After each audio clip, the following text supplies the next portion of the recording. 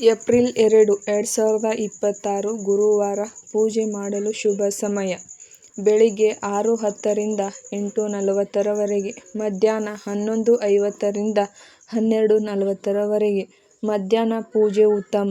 ಸಂಜೆ 5:30 ರಿಂದ 7 ಗಂಟೆಯವರೆಗೆ. ಹನುಮಾನ್ ಜಯಂತಿ ಪೂಜೆಯ ವಿಧಾನ: ಬೆಳಗ್ಗೆ ಬೇಗ ಎದ್ದು ಸ್ನಾನ ಮಾಡಬೇಕು, ಮನೆಯನ್ನು ಸ್ವಚ್ಛಗೊಳಿಸಬೇಕು, ಪೂಜೆ ಸ್ಥಳವನ್ನು ಅಲಂಕರಿಸಬೇಕು, ಹನುಮಂತನ ಫೋಟೋ ಅಥವಾ ವಿಗ್ರಹ ಇಡಬೇಕು, ದೀಪ ಹಚ್ಚಬೇಕು, ಗಣಪತಿ ಪ್ರಾರ್ಥನೆ ಮಾಡಬೇಕು, ನಂತರ ಹನುಮಂತನ ಧ್ಯಾನ ಮಾಡಬೇಕು, ಕೆಂಪು ಹೂವುಗಳಿಂದ ಪೂಜೆ ಮಾಡಬೇಕು, ತುಳಸಿ ದಳಗಳಿಂದ ಅರ್ಚನೆ ಮಾಡಬೇಕು, ಅಕ್ಷತೆ ಅರ್ಪಿಸಬೇಕು, ಬೆಲ್ಲ ಮತ್ತು ಕಡಲೆ ನೈವೇದ್ಯ ಇಡಬೇಕು, ಬಾಳೆಹಣ್ಣು ಅರ್ಪಿಸಬೇಕು, ಹನುಮಾನ್ ಚಾಲಿಸ ಪಠಣ ಮಾಡಬೇಕು, ರಾಮನಾಮ ಜಪ ಮಾಡಬೇಕು, ಓಂ ಶ್ರೀ ಹನುಮತೆ ನಮಃ ಮಂತ್ರ ಜಪಿಸಬೇಕು, ಕರ್ಪೂರ ಆರತಿ ಮಾಡಬೇಕು, ದೇವರಿಗೆ ನಮಸ್ಕಾರ ಮಾಡಬೇಕು, ಕುಟುಂಬದವರು ಸೇರಿ ಪ್ರಾರ್ಥನೆ ಮಾಡಬೇಕು,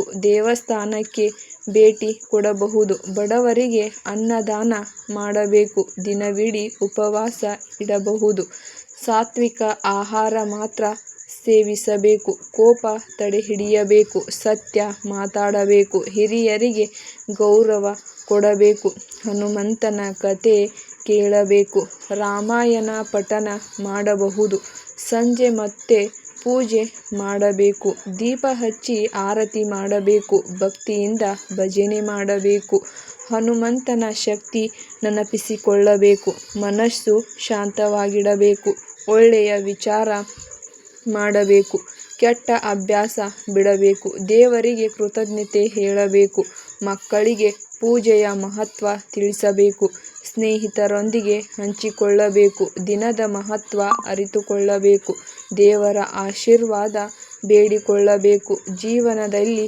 ಧೈರ್ಯ ಬೆಳೆಸಿಕೊಳ್ಳಬೇಕು, ಹನುಮಂತನಂತೆ ನಿಷ್ಠೆಯಿಂದ ಇರಬೇಕು, ಸೇವಾ ಮನೋಭಾವ ಬೆಳೆಸಬೇಕು, ಧರ್ಮ ಪಾಲನೆ ಮಾಡಬೇಕು, ಒಳ್ಳೆಯ ಕೆಲಸಗಳಲ್ಲಿ ತೊಡಗಿಸಿಕೊಳ್ಳಬೇಕು, ಪೂಜೆಯ ನಂತರ ಪ್ರಸಾದ ಹಂಚಬೇಕು, ಭಕ್ತಿಯಿಂದ ದಿನ ಮುಗಿಸಬೇಕು, ಹನುಮಂತನಿಗೆ ಧನ್ಯವಾದ ಹೇಳಬೇಕು, ಮನಸ್ಸಿನಲ್ಲಿ ಶಾಂತಿ ಇಟ್ಟುಕೊಳ್ಳಬೇಕು, ಮುಂದಿನ ದಿನವೂ ಒಳ್ಳೆಯ ಕಾರ್ಯ ಮಾಡಬೇಕು, ದೇವರ ಮೇಲೆ ನಂಬಿಕೆ ಇರಬೇಕು, ದಿನದ ಅಂತ್ಯದಲ್ಲಿ ಪ್ರಾರ್ಥನೆ ಮಾಡಬೇಕು, ದೇವರ ಕೃಪೆಗಾಗಿ ಬೇಡಿಕೊಳ್ಳಬೇಕು, ಕುಟುಂಬದ ಆರೋಗ್ಯಕ್ಕಾಗಿ ಪ್ರಾರ್ಥನೆ, ಯಶಸ್ಸಿಗಾಗಿ ಪ್ರಾರ್ಥನೆ, ದುಃಖ ನಿವಾರಣೆಗೆ ಪ್ರಾರ್ಥನೆ, ಶಕ್ತಿ ಮತ್ತು ಧೈರ್ಯಕ್ಕಾಗಿ ಪ್ರಾರ್ಥನೆ, ಒಳ್ಳೆಯ ಜೀವನಕ್ಕಾಗಿ ಪ್ರಾರ್ಥನೆ, ಹನುಮಂತನ ಆಶೀರ್ವಾದ ಪಡೆದುಕೊಳ್ಳಬೇಕು, ಭಕ್ತಿ ಮತ್ತು